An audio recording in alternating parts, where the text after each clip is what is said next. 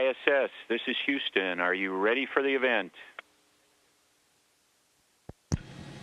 Houston, this is the ISS. We are ready for the event. Navy Postgraduate School, this is Houston. Please call ISS for a voice check.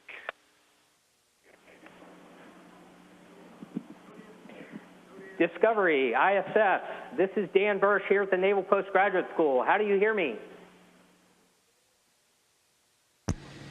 Good morning, Dan. We have you loud and clear. Welcome back to the International Space Station. How are you? We're doing great here, Dex. Greetings to you, Jim and Dottie. With me are Jim Newman and John Phillips, and some distinguished guests that we have here from the Monterey Peninsula. And we have 700 other very excited guests that I'm going to let them introduce themselves to you. So on 3, 1, 2, 3.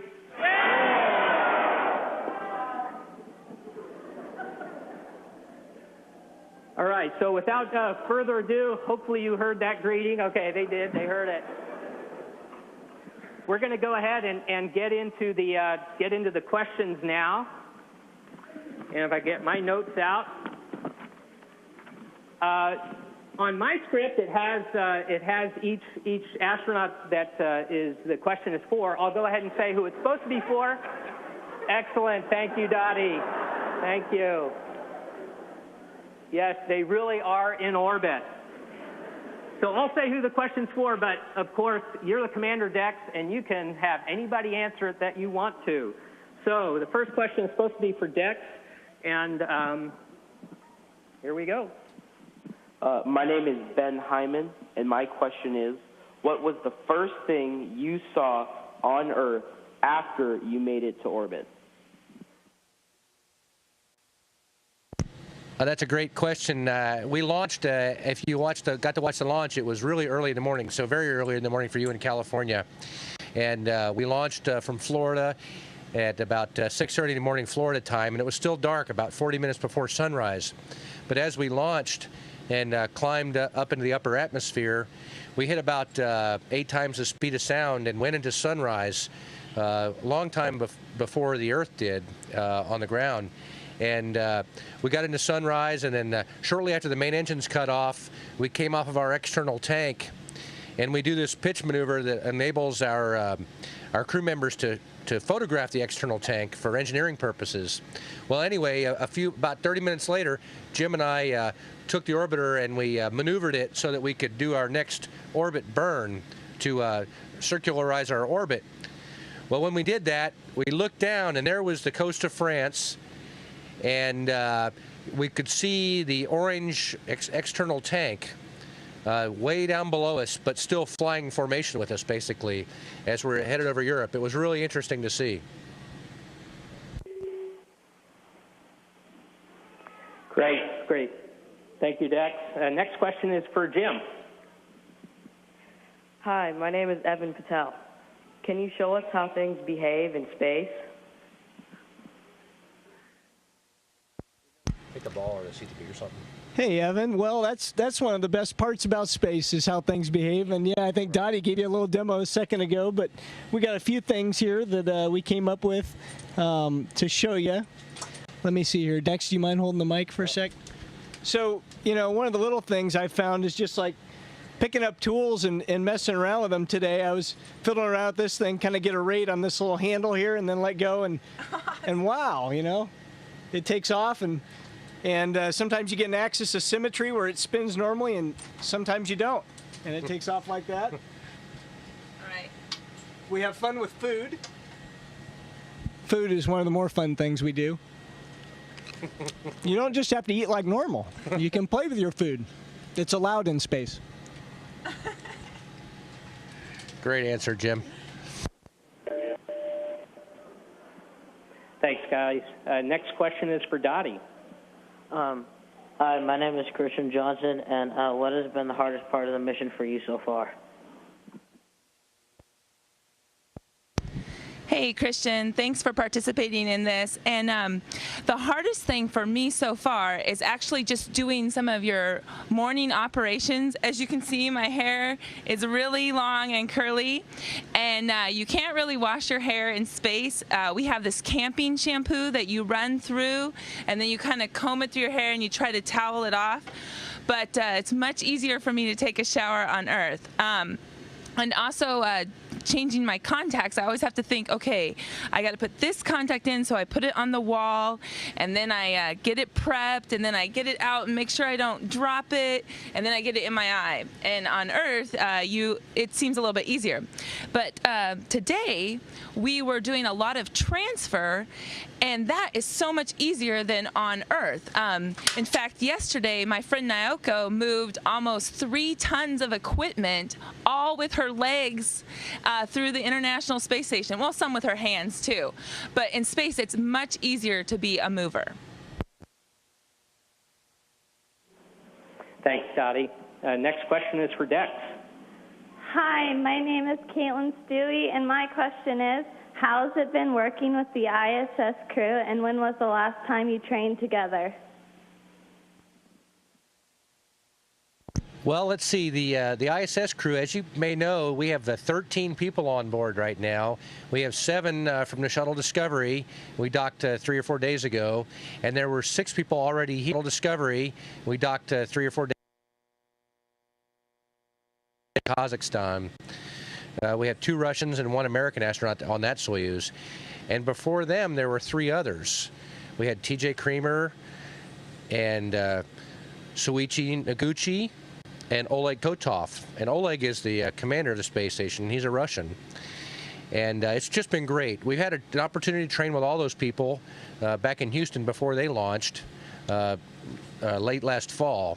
And they're just terrific hosts, and we love being here in their home and trying to help them add more science and research capabilities to their home, and also giving them a lot of supplies. This bag I'm holding in front of me is what we call a CTB bag, and it has a lot of supplies in it.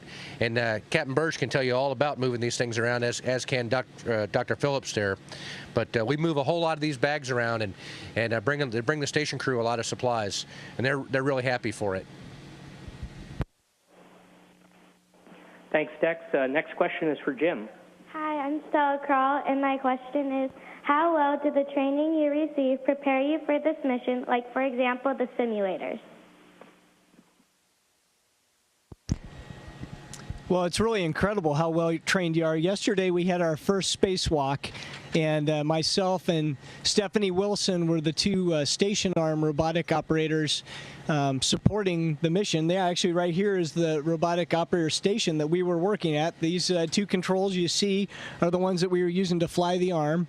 And I'll tell you, if it hadn't been for the beautiful views we saw behind our camera views of the station and the EVA guys, the spacewalkers, I wouldn't have believed I wasn't in a sim, because it was so similar. And so things just went really flawlessly yesterday from a robotics standpoint. And we just, we have great support back in Houston. The people that train us work so hard to make sure we know what we're doing, and they do a great job. Thanks, Jim. And we see that behind you that fighter pilots really do like to fly upside down. Next question is for Dottie. Hi, I'm Nicole. What do you see as the biggest challenge to exploring new planets someday?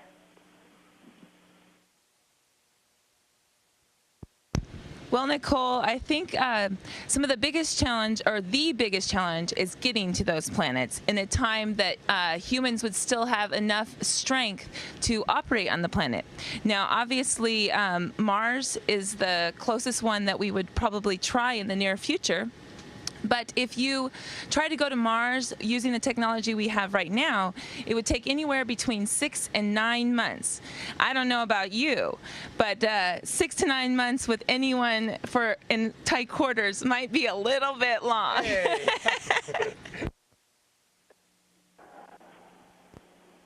Thanks, Dottie.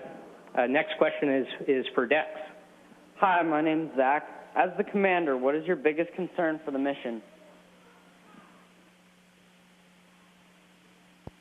Hey, Zach, that's a good question. It's just like you can sort of equate it to a military commander job. My job is to make sure that we get the mission done and that we get everybody home and all the equipment home safely.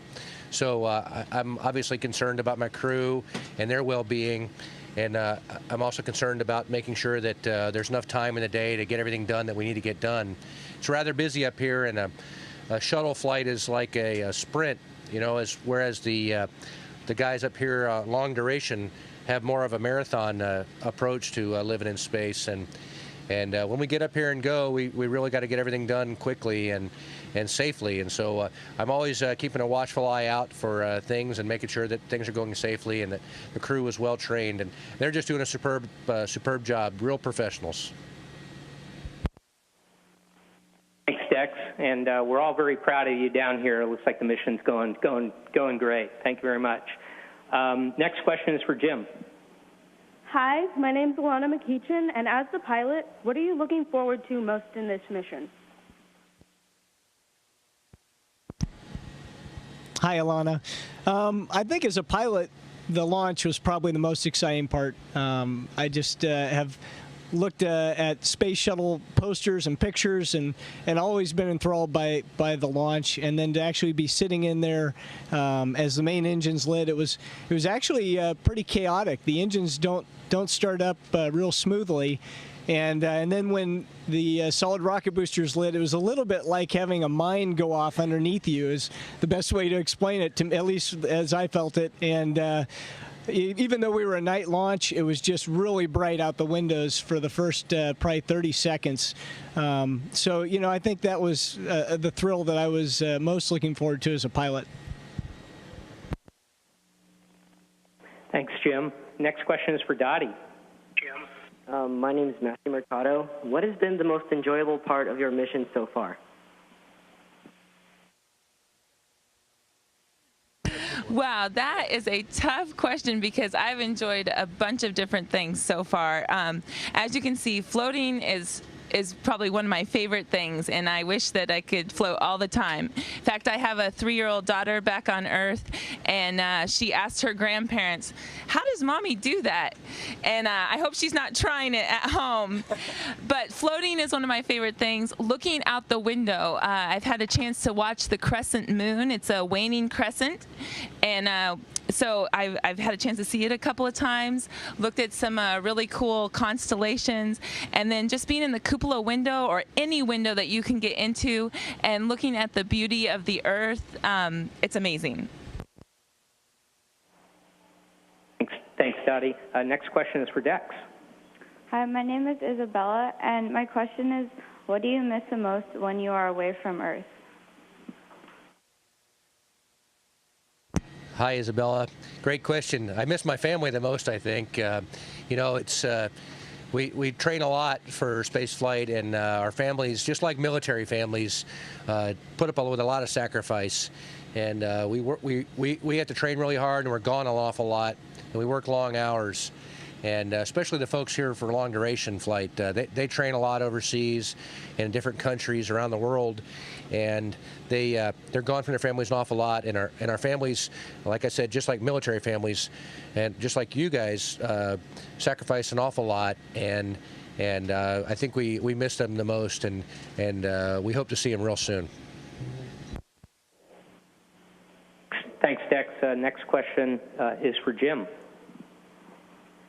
Hi, I'm Rebecca Swanson, and my question is it hard to sleep in space?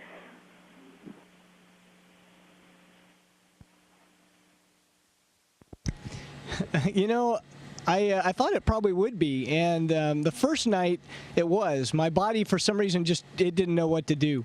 I was a little out of sorts and kind of woke up a couple times feeling like I was falling, which I am, technically.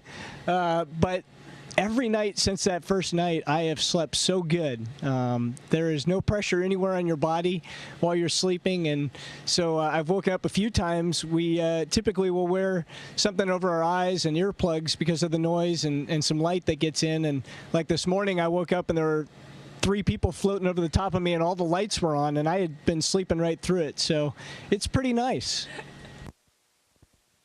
He's sleeping hard because I'm working him hard.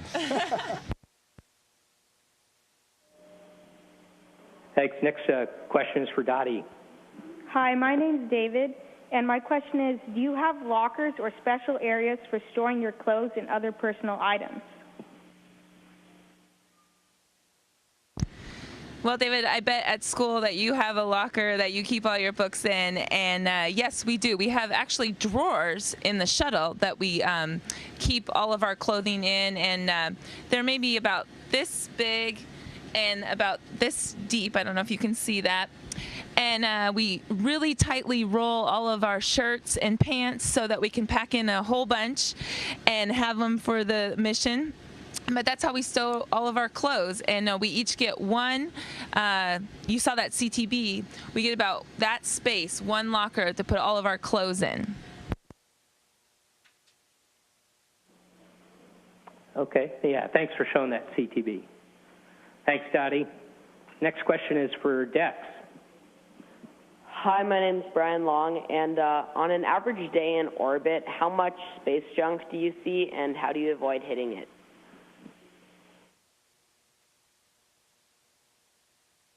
Well, we don't really see any space junk. Anything that we see floating outside usually comes from the shuttle. You know, one of the things we do is we produce a lot of water with our hydrogen fuel cells, and occasionally we have to get rid of the excess water. And what we can't give to the space station, we dump overboard. And it comes out of a little spray nozzle on the side of the shuttle, and it looks like a snowstorm because it instantly turns into ice, and it's propelled away from the shuttle. And it's just beautiful with the light hitting it. Looks like little water droplets that are frozen and they become ice, and then they go away. But to answer your question about space junk, we hope we don't see any at all. There are a lot of people on the ground who watch that very closely, and they'll let us know if we need to maneuver out of the way, which the space station has to do occasionally. But we never get more, which the space station has to do occasionally. But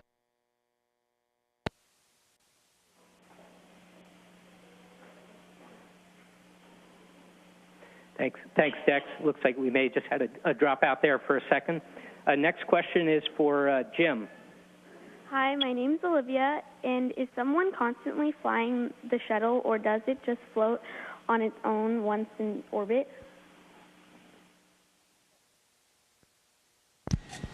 Hi, Olivia. That's a beautiful name. I have a niece named Olivia. Yeah, that's a great question. One of the things about being in space is that it's very hard to just hold still, perfectly still. You'll notice if I let go of something, he's going to move. He's going to twist or turn or something. And so when we're up in orbit, the vehicles that we fly, generally we want to hold them in a certain position. Like, for example, when we're undocked in the shuttle, we're not on the space station, we like to point our payload bay at the Earth to help keep the payload bay warm.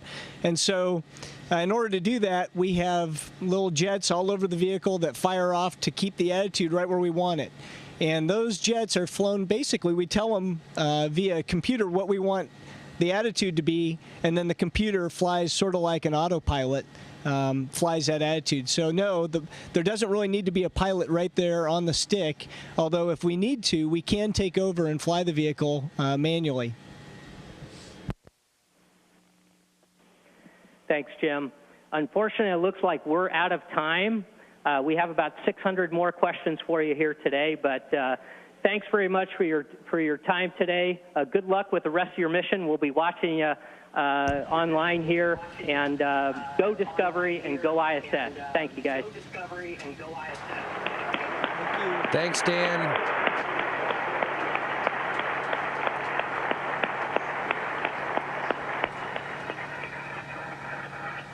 Thanks, Dan. Have a good morning in Monterey.